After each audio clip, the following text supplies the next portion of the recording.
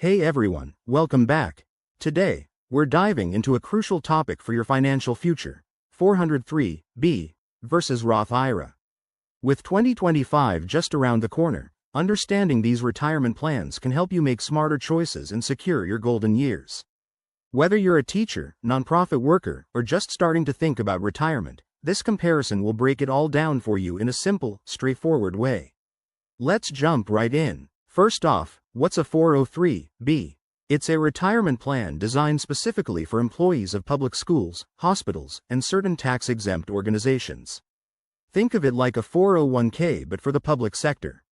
You contribute pre-tax dollars, which means you lower your taxable income now, and your money grows tax-deferred until you withdraw it in retirement. For 2025, the contribution limit is expected to be around $23,000, with an extra $7,500 catch-up if you're 50 or older. The biggest perk is employer matching, which is basically free money, but remember, withdrawals are taxed as income. Now, let's talk about the Roth IRA.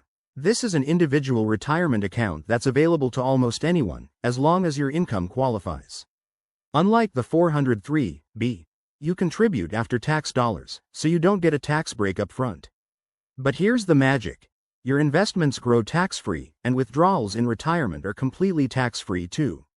For 2025, the contribution limit is projected at $7,000, with that $1,000 catch-up for those over 50. It's flexible because you can withdraw your contributions, not earnings, anytime without penalty, making it great for younger folks or those expecting higher taxes later. So, how do you choose? It boils down to your current tax situation and future expectations. If you're in a high tax bracket now, a 403(b) might save you money up front with those pre-tax contributions. But if you think you'll be in a higher bracket during retirement, or just want tax-free growth, a Roth IRA could be the winner. Also, consider eligibility.